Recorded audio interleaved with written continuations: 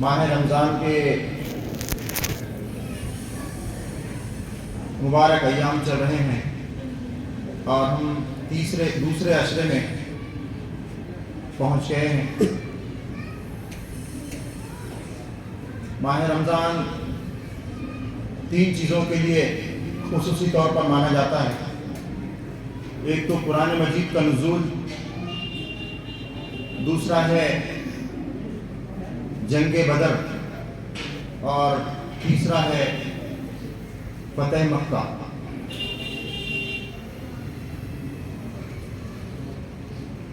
تو آج کا جو اس ہفتہ واری اجتماع کا عنوان آپ کے سماعتوں کے نظر ہے وہ جنگ بدر کے تعلق سے ہے، اور یہ ایسی جنگ جتنے غزوے اللہ کے رسول صلی اللہ علیہ وسلم نے لڑے ہیں، سب سے افضل کا درجہ اس غزوے کو ملا ہے۔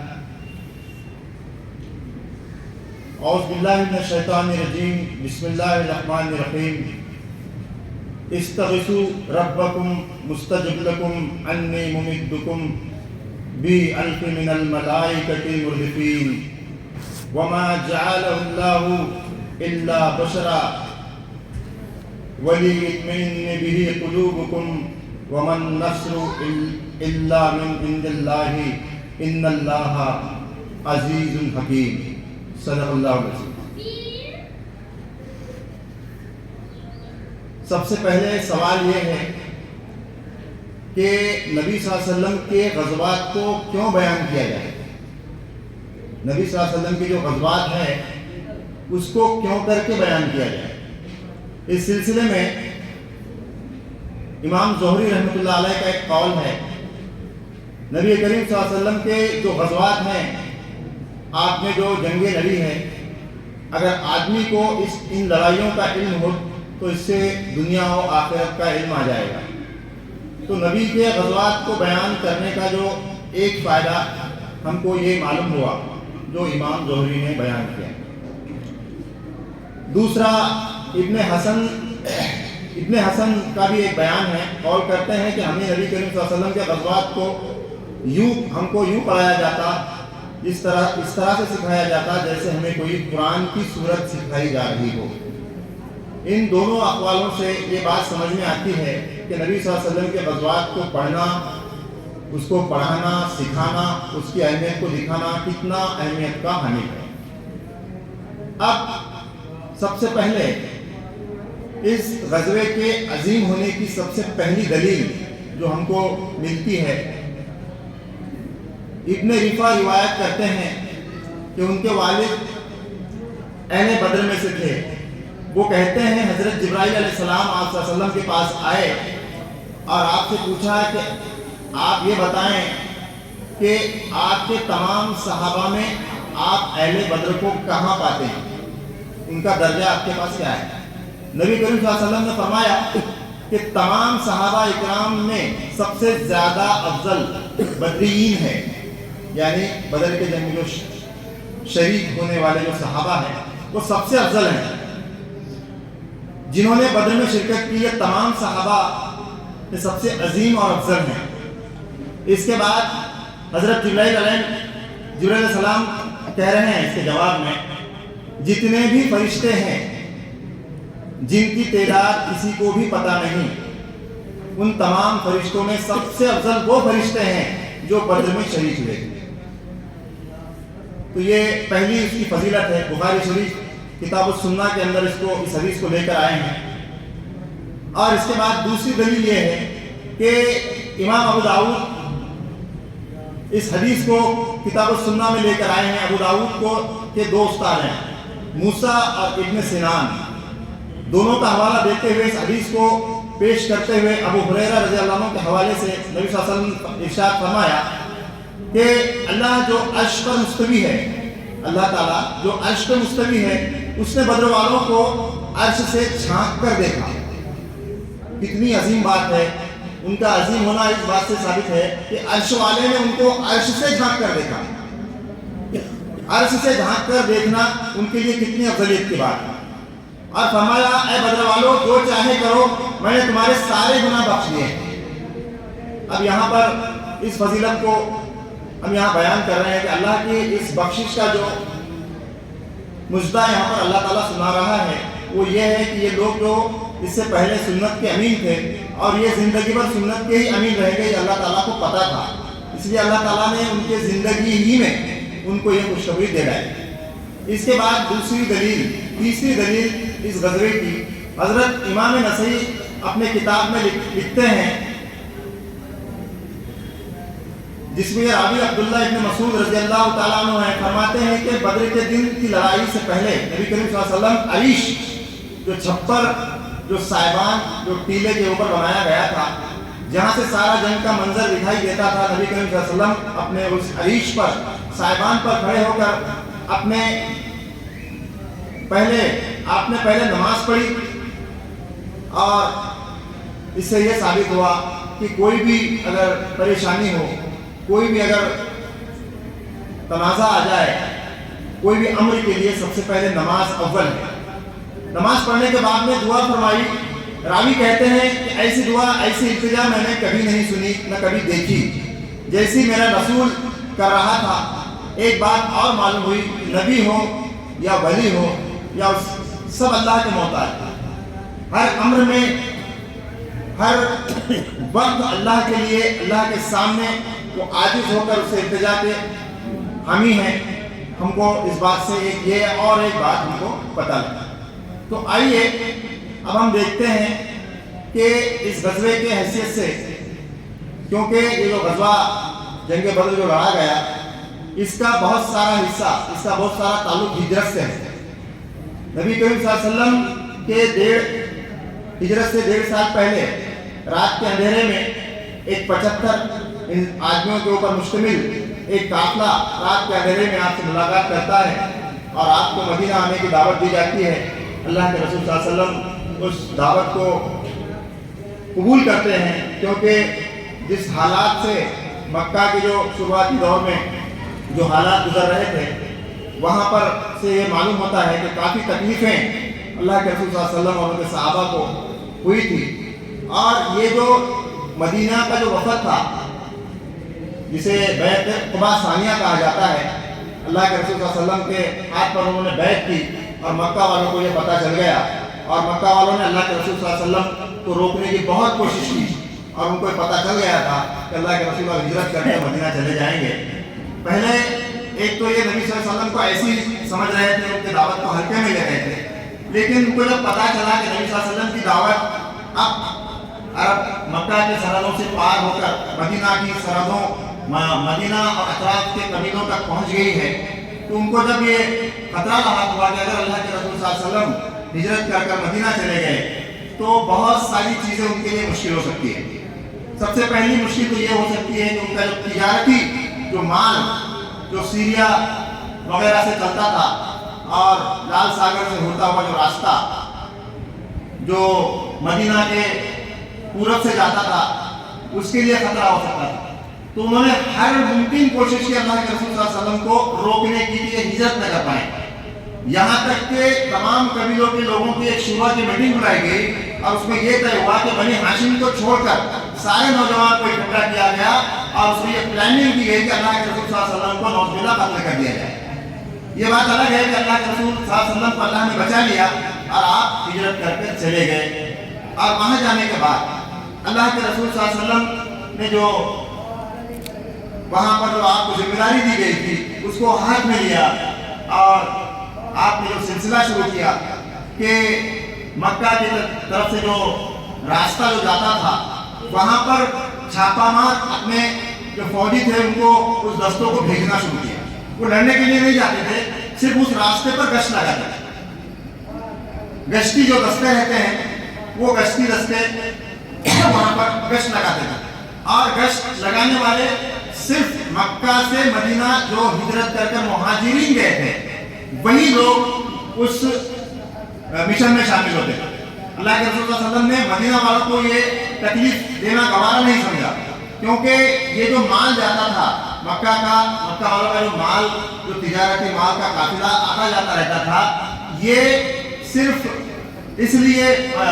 مکہ والوں کو اللہ کے رسول صلی اللہ علیہ وسلم نے ذمہ داری دی تھی کہ مدینہ والوں نے ان کو پناہ دی تھی، ان کو گھر دیا تھا، ان کی ساری ذمہ داریاں اٹھائی تھی، اور ایک پناہ گزین کی حیثیت سے مکہ والوں کو نہیں رکھا تھا، ایک ذمہ دار کی حیثیت سے رکھا تھا۔ اور اس لیے اللہ کے رسول صلی اللہ علیہ وسلم نے پوری طرح سے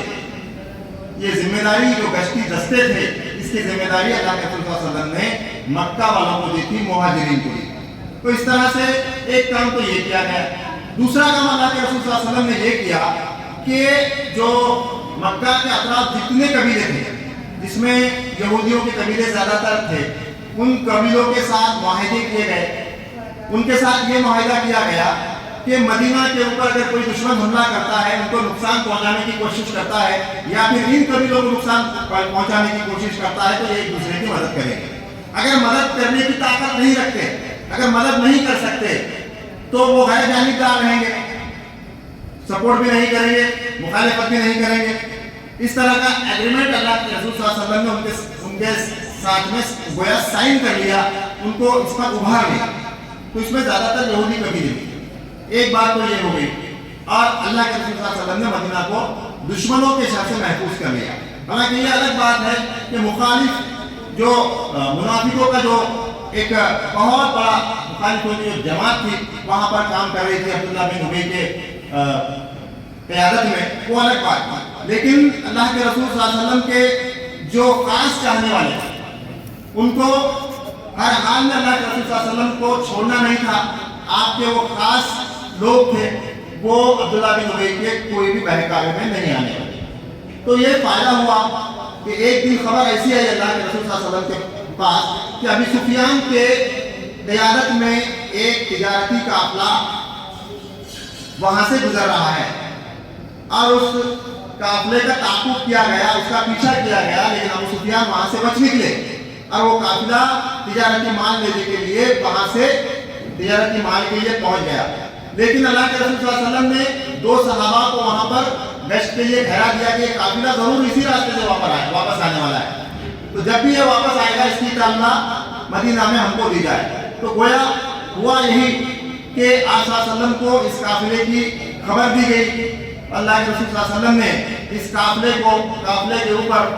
حملہ کرنے، یا پھر اس قافلے پہ جو مال لگا ہوا تھا، سینکڑوں کا مال تھا، اس مال کو حاصل کرنے کے لیے اس قافلے کو تعاقب کرنے کا فیصلہ کیا۔ چنانچہ اللہ کے رسول صلی اللہ علیہ وسلم نے یہ فیصلہ کرنے کے بعد صحابہ کو بلایا، اور آپ بہت پراندیش تھے، اور آپ نے یہ فیصلہ کیا کہ کیوں نہ اس بات کو اس طرح سے رکھا جائے، مہاجرین اور انصار دونوں کے بیچ میں رکھا جائے، کہ اللہ کے رسول صلی اللہ علیہ وسلم کو اللہ کی طرف سے بات معلوم ہو چکی تھی کہ اللہ نے آپ کو ایک وعدہ کیا تھا کہ میں تم کو دو چیزیں عطا کر رہا ہوں، اور وہ دو چیزوں میں سے ایک چیز آپ کو مل جائے گی۔ تو ہوا یوں کہ ابو سفیان بہت چالاک سردار تھے، ان کو پتہ چل گیا تھا کہ واپسی میں ضرور حملہ ہونے والا ہے۔ تو انہوں نے ایک آدمی کو مکہ بھیج دیا مدد کے لیے کہ جو مال ہے تمہارا، اس مال کو بچانے کے لیے آ جاؤ، ورنہ محمد صلی اللہ علیہ وسلم اور ان کے ساتھی اس مال کو لوٹ لیں گے۔ تو وہ جو آدمی تھا جس کا نام زمزم تھا، وہ جا کر اس نے او ہلا اس وقت کے مطابق اونٹ پر کھڑا ہو کر اس نے اپنے کپڑے پھاڑ لیے، اونٹ کی وہ نکال کر اس کو الٹا کر دیا، وہ ساری چیزیں کر کے وہ چلاتا ہوا مکہ کی گلیوں میں گھومتا ہوا چلاتا ہوا گیا۔ اس نے کہا کہ مکہ والوں اپنے مال کو بچا لو، اس مال کو محمد صلی اللہ علیہ وسلم اور ان کے ساتھی لوٹ لیں گے اور تم کو کہیں کا نہیں چھوڑیں گے۔ تو مکہ کے جو بڑے بڑے سردار تھے وہ پہلے ہی غصے میں تھے، اور وہ انتظار میں تھے کہ مدینہ جو ہجرت کر کر گئے تھے ان کو کب کس غلطی میں پکڑا جائے، کب دبوچا جائے اور کب ان کو ختم کر دیا جائے۔ چنانچہ ابو جہل اور اس کے ساتھیوں نے فیصلہ کیا کہ اب یہ بار بار کی جھنجٹ سے ہم کو یہاں سے ہمیشہ کے لیے پار پانا ہے، اور ہم یہ فیصلہ کر کر ہم یہاں سے جائیں گے پورے تیاری کے ساتھ کہ ہم اپنا مال بھی بچائیں گے، اور یہ جو مدینہ کے جو مسلمان بار بار ہم پر حملے کر رہے ہیں، دستی گشتے بھیج رہے ہیں، یہ ساری جو چیزیں ہیں، یہ ساری جو پریشانیاں ہیں، اس کے لیے ہم ہمیشہ کے لیے اس کو ختم کر دیں گے۔ اب ہوا یوں کہ پورے ساز و سامان کے ساتھ انہوں نے یہ فیصلہ کیا کہ اب مدینہ کے اوپر حملہ کرنا ہے۔ تو اللہ کے رسول صلی اللہ علیہ وسلم کو اللہ کی طرف سے یہ بات بتا دی گئی کہ مکہ کی طرف سے کہ بڑے بڑے سردار آنے والے ہیں اور اس جنگ کے لیے تمہیں تیاری کرنی ہے، اور ایک طرف جنگ کی تیاری کرنی ہے اور دوسری طرف مال سے لدا ہوا یہ قافلہ ہے، اور اللہ کا وعدہ ہے کہ تم کو یہ دو چیزوں میں سے ایک چیز ملنے والی ہے۔ اب تم کو یہ فیصلہ کرنا ہے کہ تم کو ان دو چیزوں میں سے کون سی چیز پر تم کو فتح پانا ہے، کیونکہ اللہ کا وعدہ ہے دو چیزوں میں سے ایک چیز ملے گی، ایک تو مال سے سینکڑوں اشرفیوں سے بھرا ہوا، سونے کے اشرفیوں سے بھرا ہوا وہ قافلہ ہے، نیتا ہے، اور دوسری طرف 1000 کا لشکر ہے جس سے تمہیں پار پانا ہے۔ تو اللہ کے رسول صلی اللہ علیہ وسلم نے مہاجر اور انصار کے سامنے بات رکھی، اور بات رکھنے کے بعد ان سے فرمایا کہ اللہ کا وعدہ ہے دو چیزوں میں سے ایک چیز ملنے والی ہے۔ تو اس میں مقداد بن عمرو رضی اللہ عنہ کھڑے ہوئے اور کہا کہ اللہ کے رسول جدھر آپ کا رب حکم دے، یہ مہاجرین ہیں جو مکہ سے ہجرت کر کے اللہ کے رسول صلی اللہ علیہ وسلم کے ساتھ میں آئے تھے۔ مقداد بن عمرو کہتے ہیں کہ اللہ کے رسول جدھر آپ کا رب حکم دے اس طرف لے چلیے، ہم آپ کے ساتھ ہیں، ہم بنی اسرائیل کی طرح نہیں ہیں، یہ نہیں کہنے والے کہ جاؤ اور تم اور تمہارا رب لڑو، ہم تو یہاں بیٹھے ہیں، ہم ایسا نہیں کریں گے، ہرگز نہیں کریں گے، ہم لڑیں گے آپ کے ساتھ جان سے جان لڑائیں گے۔ تو یہ ایک بات ہوگی، لیکن اللہ کے رسول صلی اللہ علیہ وسلم اب بھی خاموش تھے، کیونکہ جہاں پر رہنے کے لیے گئے تھے، جو مدینہ کے جو لوگ تھے جنہوں نے ان کو پناہ دی تھی، جو ان کو بھائی بنا کے رکھے تھے، جن کے پاس دو بیویاں تھیں، ایک بیوی ان کے ساتھ نکاح کر دیا تھا، یہاں تک کہ انہوں نے اپنی جانثاری اور بھائی بننے کا جو فرض ادا کیا تھا، ان کی طرف سے جواب آنا باقی تھا۔ جو انصار میں سے ایک صحابی کھڑے ہوئے، سعد بن معاذ، اور کہتے ہیں کہ سعد بن معاذ کھڑے ہوئے اور آپ نے کہا کہ اللہ کے رسول صلی اللہ علیہ وسلم شاید آپ ہمارے جواب کا انتظار کریں، اور آپ نے کہا کہ ہم آپ پر ایمان لائے ہیں، آپ کی تصدیق کر چکے ہیں، اللہ کے رسول ہم آپ پر ایمان لائے ہیں اور آپ کی تصدیق کر چکے ہیں، اور آپ کی بات سننے کا وعدہ کر چکے ہیں، آپ کی اطاعت کا وعدہ کر چکے ہیں، اس لیے اللہ کے رسول آپ جو کچھ ارادہ کرتے ہیں، آپ کا جو بھی ارادہ ہے، آپ کو جدھر بھی جانا ہے ادھر ہم کو لے چلیے، اور اگر ہم کو آپ سمندر میں بھی کودنے کے لیے کہیں گے تو ہم میں سے کوئی بھی پیچھے نہیں رہے گا۔ تو یہ گارنٹی دی گئی اللہ کے رسول صلی اللہ علیہ وسلم کو دونوں انصار اور مہاجرین کی طرف سے، اور فیصلہ یہ ہوا کہ اللہ کے دور اندیشی کا فیصلہ اللہ کے رسول نے یہ کیا کہ جو تجارتی مال کا جو قافلہ ہے اس پر اٹیک نہ کیا جائے، اس پر حملہ نہ کیا جائے، اب حملہ براہ راست اس فوج سے ہوگا جو 1000 کا لشکر ہے، اس فوج کے ساتھ میں اب ہم کو لڑنا ہے۔ تو یہ فیصلہ ہوا، تو فیصلہ تو ہو گیا، لیکن بے سر و سامانی کا حال تھا۔ ہجرت کر 1 یا 1.5 سال ہوا تھا، اور نیت تھے مشکل سے دو لوگوں کے پاس گھوڑے تھے، 70 کچھ اونٹ تھے، بے سر و سامانی کا حال تھا، اور اسی سال رمضان فرض ہوئے تھے، رمضان کے روزے بھی فرض ہوئے تھے۔ یہ ساری پریشانیاں تھی، اور اس کو لے کر اللہ کے رسول صلی اللہ علیہ وسلم اس لشکر کو لے کر نکلتے ہیں، اور وہ لشکر نکل پڑتا ہے، اور اس لشکر کو بہکانے والے، میں نے جیسا کہ پہلے ہی کہا کہ منافقوں کا ایک بہت بڑا گروہ وہاں پر تھا، قرآن میں بھی اس کا ذکر آیا ہے، وہ گروہ نے ان لوگوں کو بہکانے کی کوشش کی کہ لوگ ایمان کے جوش میں موت کے منہ میں جا رہے ہیں، لیکن اللہ کے رسول صلی اللہ علیہ وسلم کے اوپر جو صحابہ سچے دل سے ایمان لا چکے ہیں، ایمان لا چکے تھے، انہوں نے فیصلہ یہ کیا، اور جو لوگ تھے جو بہکانے والے منافقین تھے ان کے طرف ذرا برابر بھی دھیان نہیں دیا، اور اللہ کے رسول صلی اللہ علیہ وسلم کے ساتھ نکل پڑے۔ اس کے بعد ہوا یوں کہ جو جنگی سامان تھا وہ بہت کم تھا، اور ادھر جو مکہ سے جو فوج نکلی تھی، اور ادھر جو تجارتی جس مال کے لیے جو سب سے پہلے جو آواز اٹھائی گئی تھی، اس مال کو بڑے ہوشیاری سے ابو سفیان بچا کر سمندری راستے سے لے کر چلے گئے۔ اب وہ مال تو محفوظ جا چکا تھا، اور ابو سفیان نے کہلوایا کہ تم لڑنے کو جو گئے ہیں واپس آ جاؤ، میں نے مال کو بچا لیا ہے، اور ساگری راستے سے میں نے مال کو لا لیا۔ لیکن ابو جہل ماننے کو تیار نہیں تھا۔ ابو جہل کا یہ کہنا تھا کہ اب ہم فیصلہ کر آئے ہیں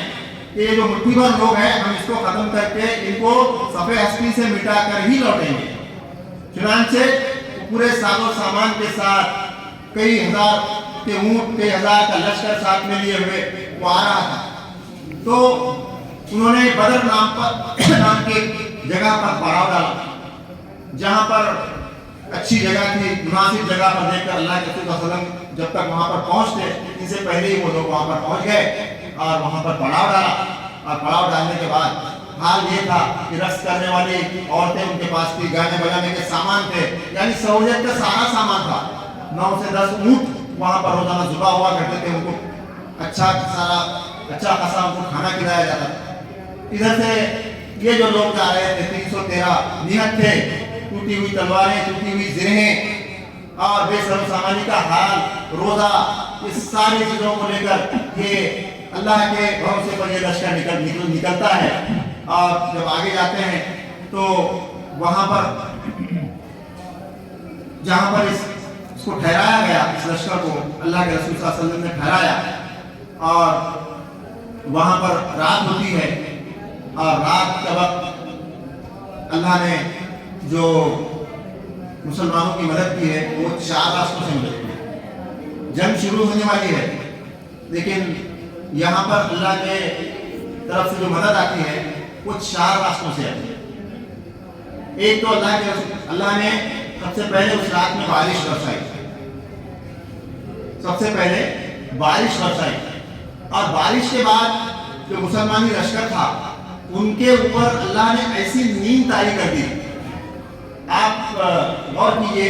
कि अगर नींद तारी हो जाए इंसान को, अगर बहुत थका हुआ हो, बहुत ज़्यादा काम करने के बाद, बहुत ज़्यादा सफ़र करने के बाद इंसान जब थक जाता है तो उसके ऊपर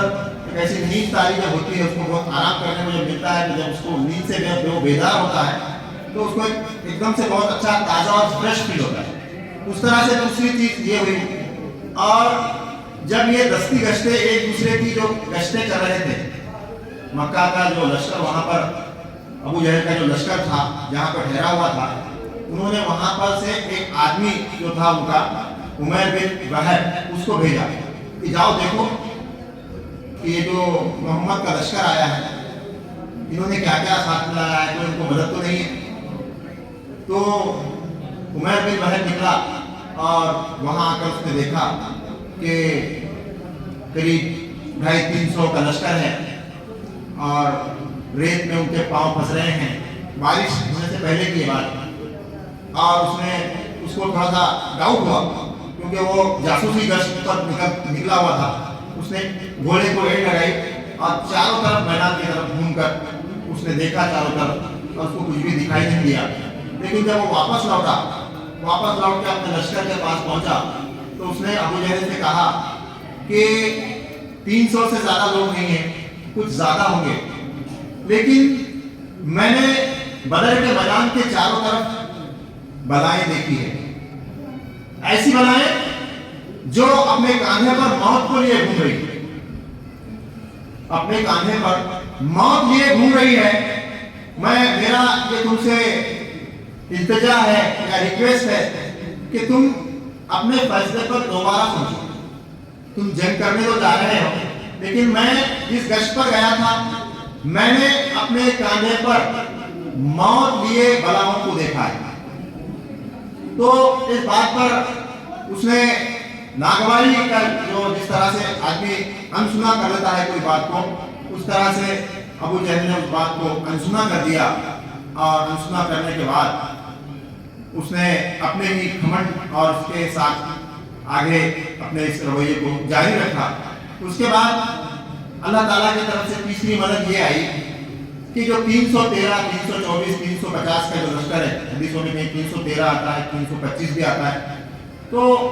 वहाँ का जो लश्कर है, तो दुश्मन को ये लश्कर अल्लाह ने डबल करके दिखाया, दुगना करके दिखाना शुरू किया। उनको ऐसा लगता था जो 1000 का लश्कर था, उन 1000 का लश्कर को यह लगता था कि ये जो मुसलमानों का 313 का जो लश्कर है ये दुगना लश्कर है, ये 1000 के करीब लोग हैं, उनको दुगना करके दिखाया, यानी उनके अंदर एक खौफ तारी करके रखा। और चौथा, अल्लाह ने जो वादा किया था, जो फतेह का वादा अल्लाह ने किया था अल्लाह के रसूल सल्लल्लाहु अलैहि वसल्लम से कि उनको जरूर फतह मिलेगी, तो उस फतेह के वादे के हिसाब से अल्लाह ने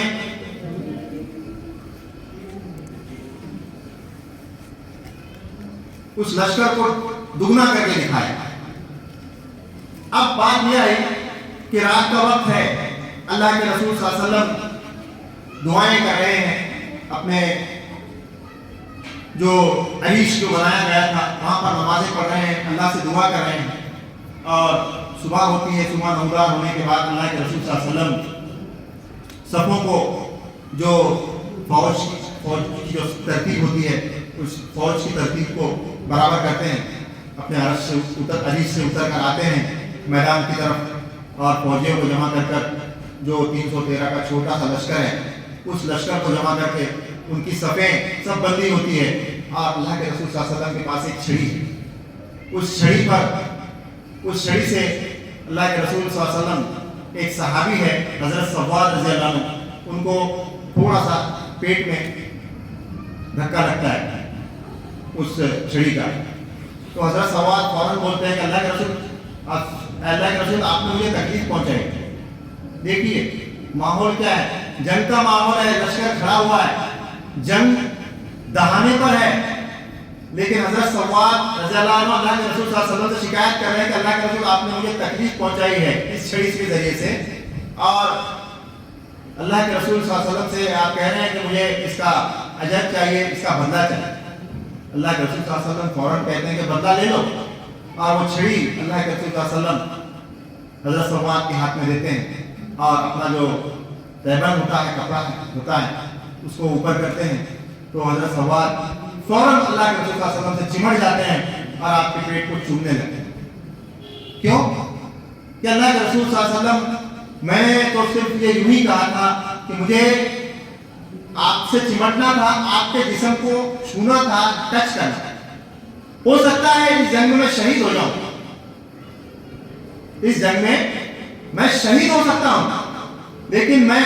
اپنا مبارک جسم آپ کے جسم کو لگا کر جانا چاہتا ہوں دنیا سے، اس لیے میں نے آپ کو اس چھڑی کے بہانے سے ٹچ کرنے کے لیے میں نے ساری باتیں، ایسی کئی چیزیں وہاں پر ہوئی۔ کچھ لوگ جو تھے، جو فرشتوں کو بھی جنہوں نے دیکھا، وہ بھی لوگ باتیں کرتے ہیں کہ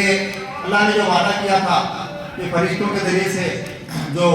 مدد آنے والی ہے، تو کل ملا کر جنگ کا جو پورا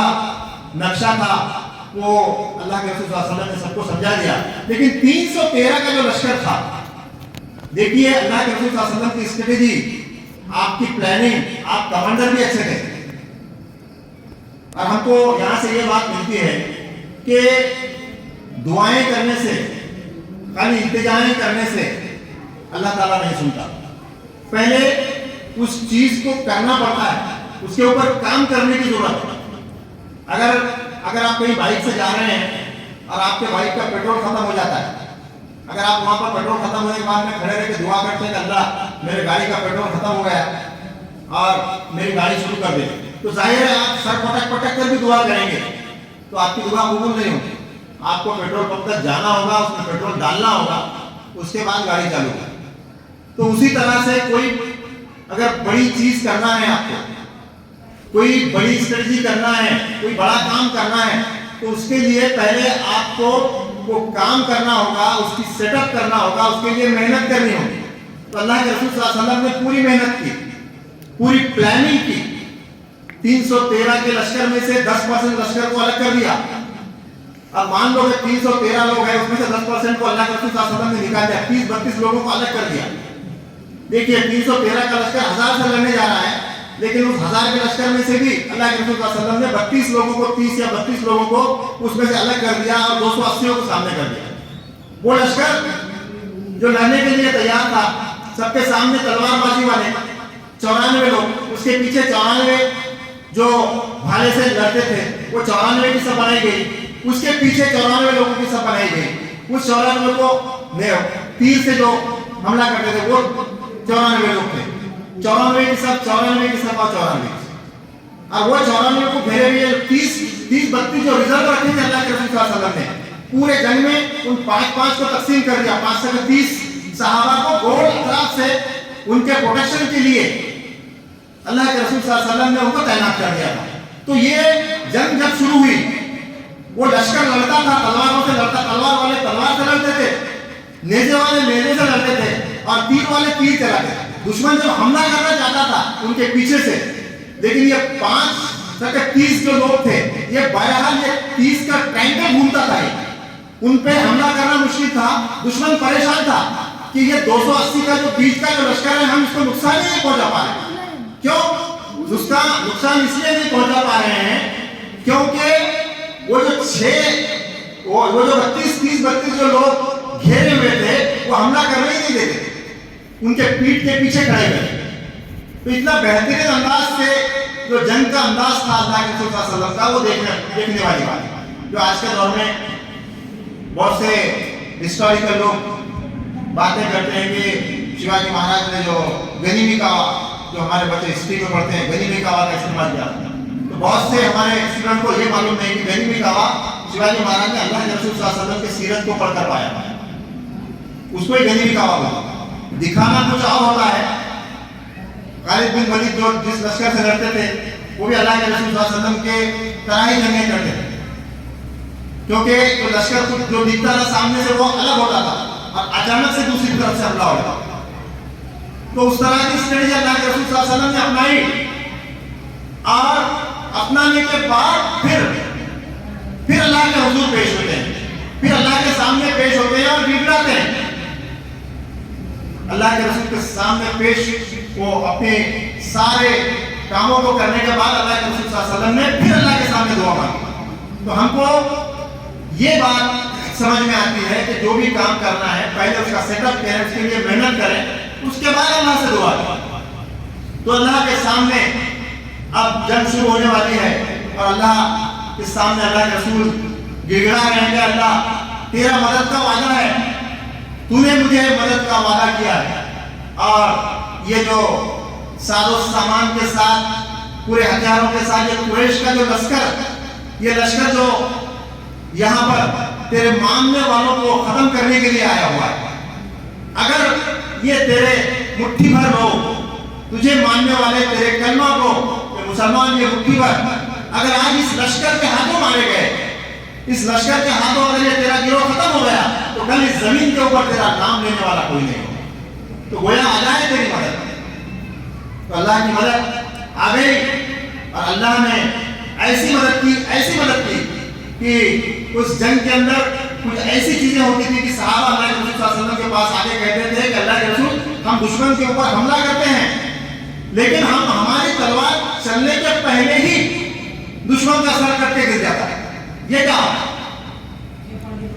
اللہ کے رسول نے، ظاہر ہے اللہ نے جو وعدہ کیا تھا، میں نے جو آیت آپ کے سامنے شروعات میں ہی پیش کی تھی، اور اس کا ترجمہ یوں تھا کہ یاد کرو جب تم اپنے رب سے فریاد کر رہے تھے. اللہ کے رسول صلی اللہ علیہ وسلم نے فریاد کی کہ اللہ کے رسول نے یہ فریاد کی کہ اللہ اس لشکر کو بچا لے، ورنہ اگر یہ لشکر فنا ہو گیا تو تیرا نام لینے والا کوئی نہیں ہوگا. تو اللہ تعالیٰ فرما رہا ہے کہ تم فریاد کر رہے تھے، جواب میں ہم نے فرمایا کہ تمہاری مدد کے لیے لگاتار ہم نے 1000 فرشتے بھیجے ہیں جو اتر رہے ہیں تمہاری مدد کے لیے. اللہ نے تمہیں اس لیے بتا دی اس خوشخبری تمہارے دل سے، تمہارے دل میں مطمئن، تم اپنے دل سے مطمئن ہو جاؤ، ورنہ مدد تو جب بھی ہوتی ہے اللہ کی طرف سے ہوتی ہے. اللہ ہی مدد کرتا ہے نا،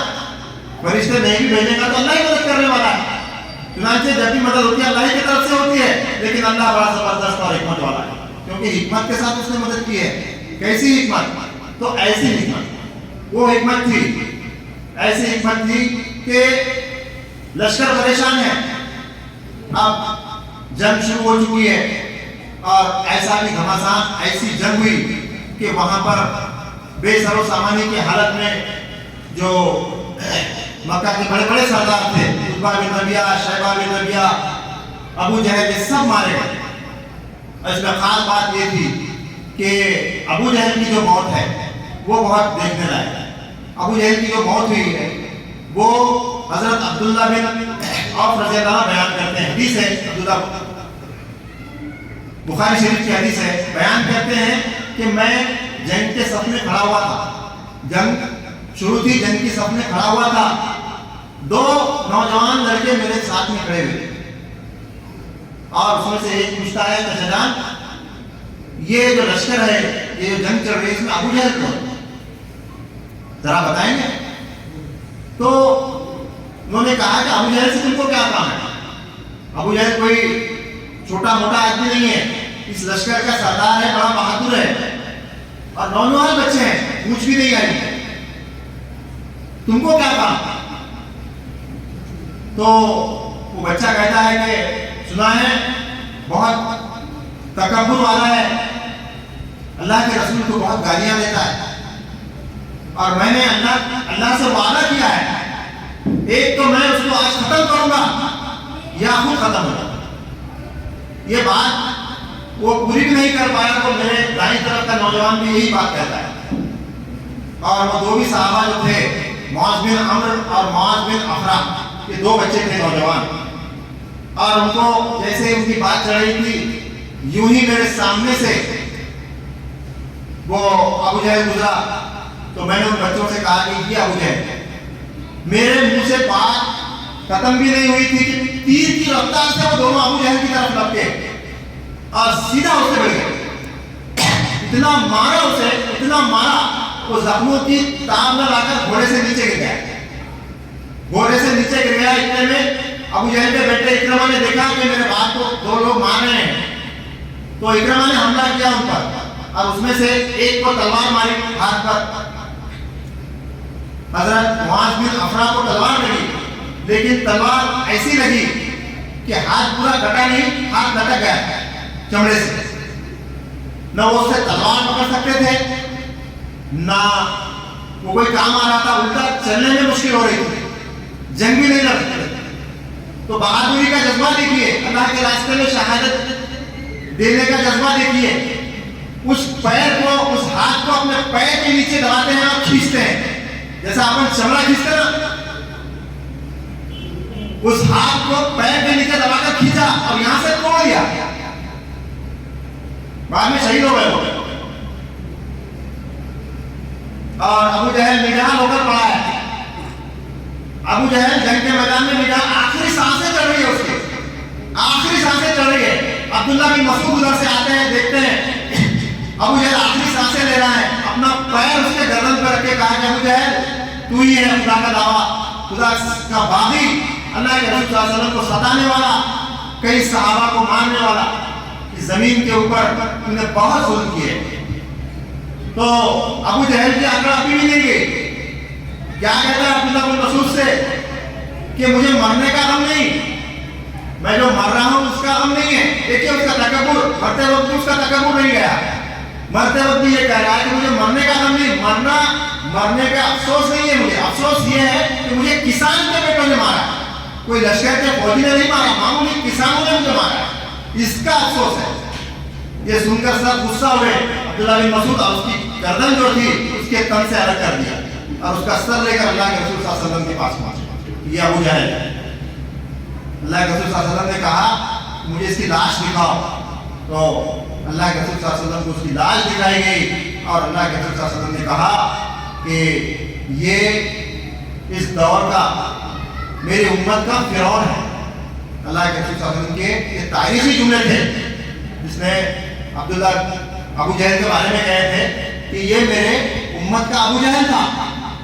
تو یہ چند باتیں جو ہمارے میرے اور آپ کے لیے بہت ضروری تھی کہ جو حالات ہوتے ہیں،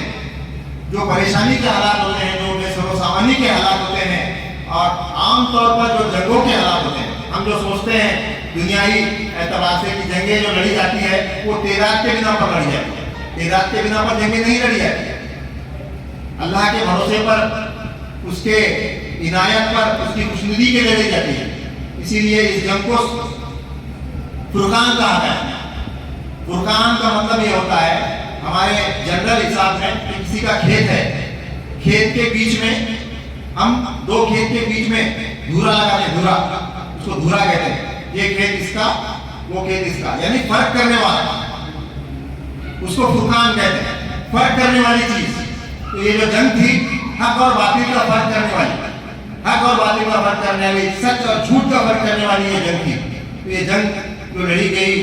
یہ جنگ جو جیتی گئی، یہ ایک بہت ہی زبردست معجزہ تھا،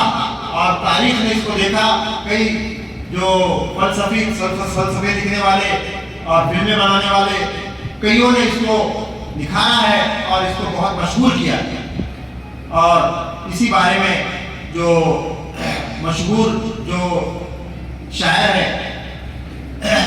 حضرت اقبال، انہوں نے ایک شعر کہا ہے کہ فضائے بدر پیدا کر فرشتے تیری نصرت کو اتر سکتے ہیں گردوں سے قطار اندر قطار کی. اگر تیرے اندر جو بدر والے اگر فضا ہیں، بدر والے اگر جذبات ہیں، تو آج بھی اللہ کا لشکر ہماری مدد کے لیے آ سکتا ہے.